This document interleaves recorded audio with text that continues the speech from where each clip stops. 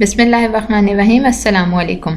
मेरा नाम है हिना बशीर और आज हम elementary mathematics and statistics 6 week lecture को डिस्कस करेंगे।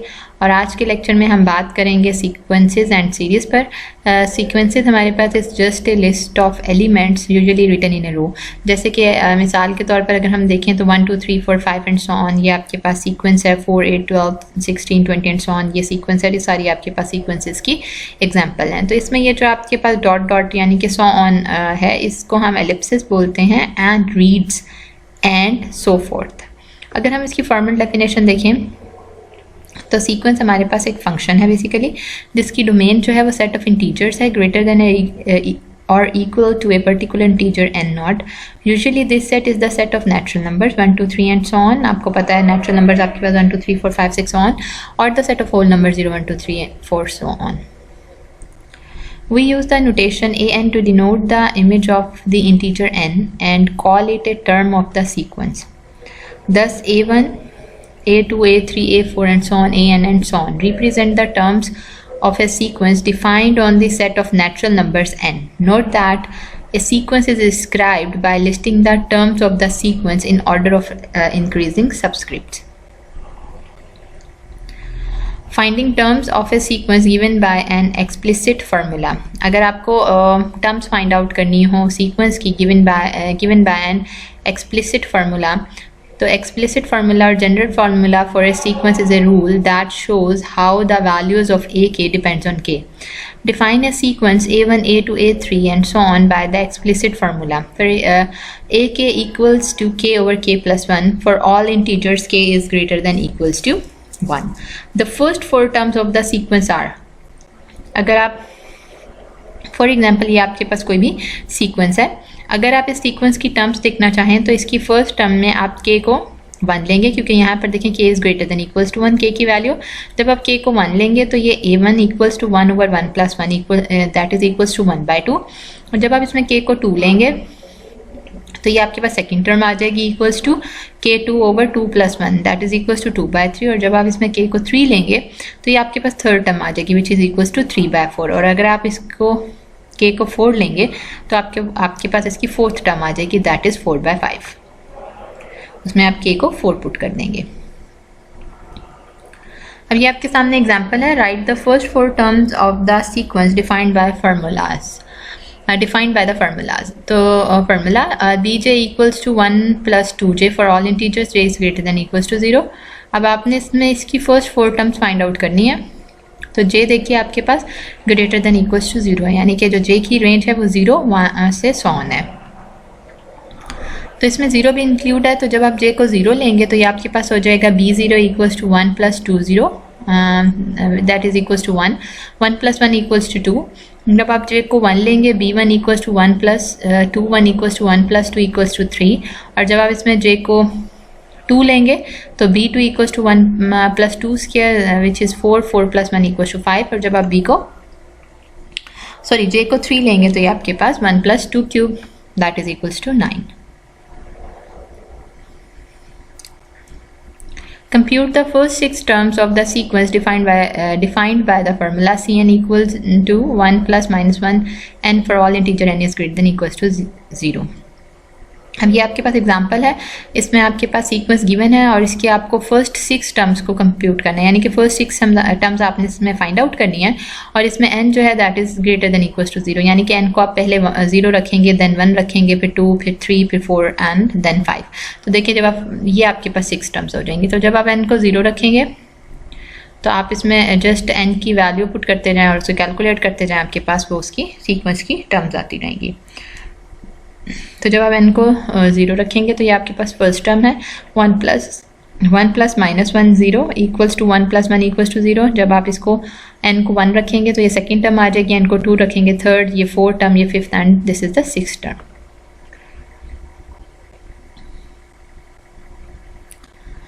Arithmetic sequence A sequence in which every term after the first is obtained from the preceding term by adding a constant number is called an arithmetic sequence or arithmetic progression. इसको AP भी बोलते हैं, arithmetic sequence भी बोलते हैं, या arithmetic progression भी बोलते हैं AP. The constant number being the difference of any two consecutive numbers or consecutive terms is called the common difference of AP, commonly denoted by D. For example देखिए, ये आपके पास कोई भी सीक्वेंस है 5, 9, 13, 13, 17 and so on. अगर आप इसका common difference देखना चाहें तो देखिए 9 - 5 दैट इज़ 4, 13 - 9 4, 17 - 13 4. तो देखिए इसमें जो आपका कॉमन डिफरेंस है वो 4 का है, तो उसको वो D से डिनोट कर रहे हैं. इसी तरह ये इस सीक्वेंस में देखें 0, -5, -10, -15 सो ऑन. इसमें जो आपके पास कॉमन डिफरेंस है वो -5 का है. इसी तरह आप इसमें देखेंगे तो इसमें आपके पास जो कॉमन डिफरेंस है वो 2a का है.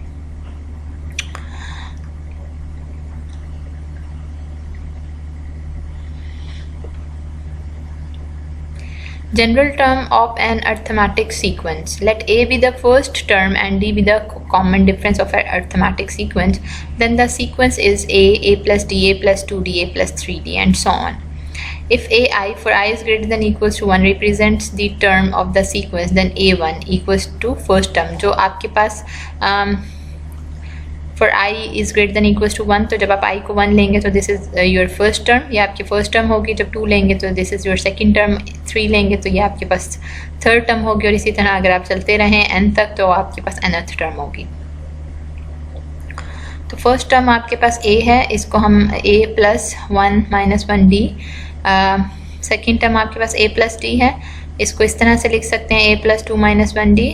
जो थर्ड टर्म है वो a plus 2d है, इसको आप लिख सकते हैं a plus 3 minus 1d and so on. अगर यहीं से आप इसकी जनरल फॉर्म देखें तो a plus n minus 1d for all integers n is greater than equals to 1.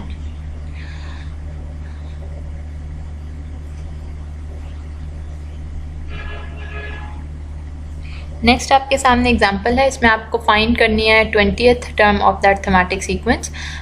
और सीक्वेंस आपके सामने है 3, 9, 15, 21 सो ऑन. तो अगर आप यहाँ पर इस फर्स्ट टर्म देखें सीक्वेंस की, तो फर्स्ट टर्म सीक्वेंस की आपके पास 3 है. कॉमन डिफरेंस देखें तो 9 - 3 that is equals to 6. This is your common difference. और अगर आपने तो 20th टर्म इसकी फाइंड आउट करनी है तो इसका मतलब है जो n है वो आपके पास क्या है, 20 है. A20 equals to value of the 20th term. तो आपने बेसिकली A20 फाइंड आउट करना है. तो an आप इसका फार्मूला यूज़ करेंगे, an equals to a plus n minus 1d. तो n आपके पास 20 है, a आपके पास 3 है एंड d आपके पास 6 है. तो जस्ट आपको वैल्यूज पुट करके कैलकुलेट करना है तो आपके पास उसकी 20th टर्म फाइंड आउट हो जाएगी. तो ये इसके अलावा इसकी जो भी टर्म आपको दी जाए वो आप फाइंड आउट कर सकते हो, चाहे आपको 10th टर्म कहें, 15 कहें, 20 कहें. तो उसमें जस्ट आपके पास n की वैल्यू जो है वो चेंज होगी और आपके पास उस टर्म की वैल्यू फाइंड आउट हो जाएगी.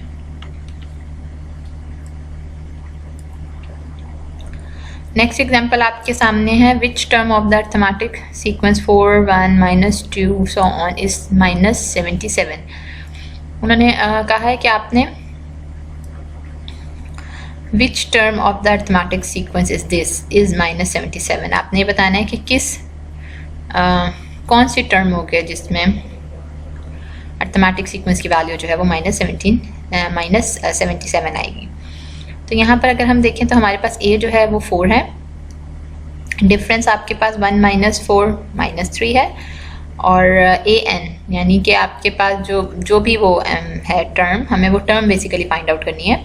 तो वो हमारे पास अभी हमें उसकी वैल्यू पता है कि दैट इज़ -77. अब हमें फाइंड क्या करना है, हमें n फाइंड करना है. तो फार्मूला देखिए ये आपके पास है an, ये n जो है सब्सक्रिप्ट में है an, जैसे कि ये है an equals to a plus n minus 1d. तो इसमें हमने n फाइंड आउट करना है, हमने टर्म फाइंड आउट करनी है, टर्म नंबर फाइंड आउट करना है. तो देखिए इसमें आपके पास a n गिवन है -77, a आपके पास 4 है, d आपके पास -3 है. आपने जस्ट इसको सिंप्लीफाई किया तो यहाँ से देखिए ये आपके पास आ गया -81 over -3 इक्वल्स टू n - 1. तो यहाँ that is equals to 27 equals to n-1, तो n यहाँ से क्या आपके पास आ गया 28। तो इसका मतलब है कि जो 28th टर्म होगी वो आपके पास इक्वल होगी -77 के। तो इस तरह से देखें आप टर्म की वैल्यू भी फाइंड आउट कर सकते हैं कि भाई हमारे पास इस टर्म पे क्या इस सीक्वेंस की वैल्यू बनेगी। और अगर आपको किसी टर्म की वैल्यू पता है और आपको वो टर्म फाइंड आउट करनी है तो आप वो भी कर सकते हो, यानी कि n भी फाइंड आउट कर सकते हो आप यहाँ से, और an भी फाइंड आउट कर सकते हो।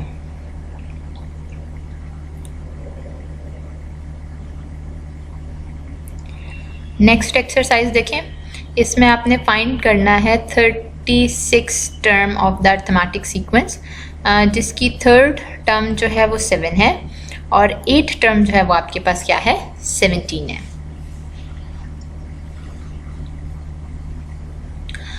अब इसमें प्रॉब्लम में देखें आपके पास थर्ड टर्म गिवन है और आपके पास 8th टर्म गिवन है और आपको इसकी 36th जो टर्म है वो फाइंड आउट करनी है।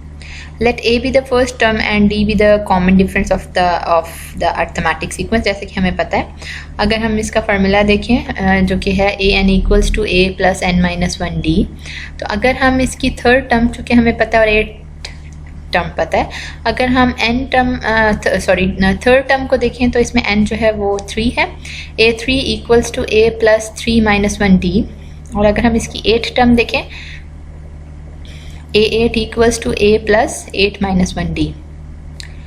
तो यहाँ से हमारे पास देखें a3 हमारे पास 7 है एंड a8 हमारे पास 17 है। तो अगर हम इसकी वैल्यू भी पुट करते हैं तो ये हमारे पास हो जाएगा 7 equals to a plus 2d और 17 equals to a plus 7d।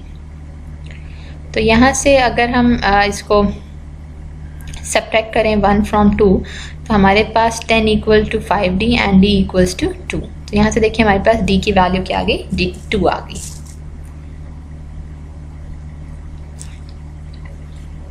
अब हम d की वैल्यू इसमें पुट करेंगे तो यहाँ से हमारे पास a की वैल्यू भी आ जाएगी, क्योंकि हमें फर्स्ट टर्म की वैल्यू फाइंड आउट भी करनी है। तो देखिए d हमारे पास फाइंड आउट हो गया, क्योंकि हमारे पास थर्ड टर्म यानी कि n3 n8, यहाँ से हमने ये इक्वेशंस बना ली। इक्वेशंस बनाने के बाद जब हमने इसको सॉल्व किया तो हमारे पास यहाँ से d की वैल्यू आ गई 2। अब हमने इसकी d की वैल्यू पुट की 1 में, तो हमारे पास a की वैल्यू जो है वो क्या आ गई 3 आ गई। अब हमारे पास a भी 3 है, d भी गिवन है, तो an equals to a plus n-1d। अब हमने बेसिकली 36 टर्म फाइंड आउट करनी है। तो n36 a36 equals to 3 a3 n36 -1 and d is 2। तो जब हमने इसको कैलकुलेट किया तो ये हमारे पास क्या आ गया 73। तो यहाँ से देखिए हमारे पास 73 रिजल्ट निकला है।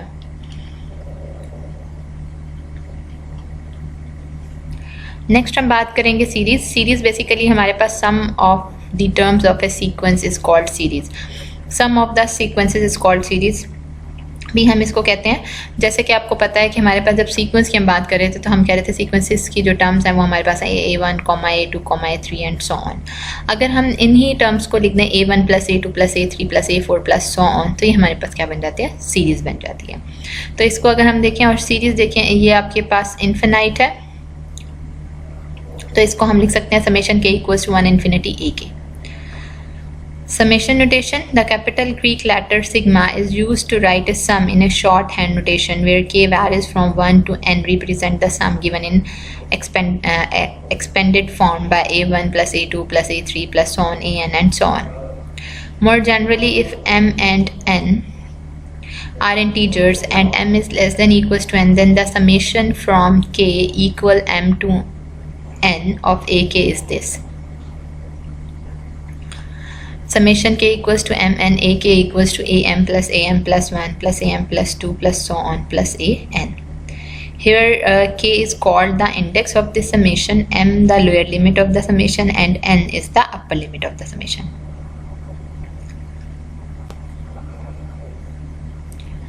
Computing summations, let a naught equals to 2, a1 equals to 3, a2 equals to -2, a3 equals to 1 and a4 equals to 0. Compute each value of the summation. अब उन्होंने ये नीचे आपको पार्ट्स दिए हुए हैं, उन्होंने कहा है कि आपके पास सारी वैल्यूज़ गिवन हैं और आपने इन सबको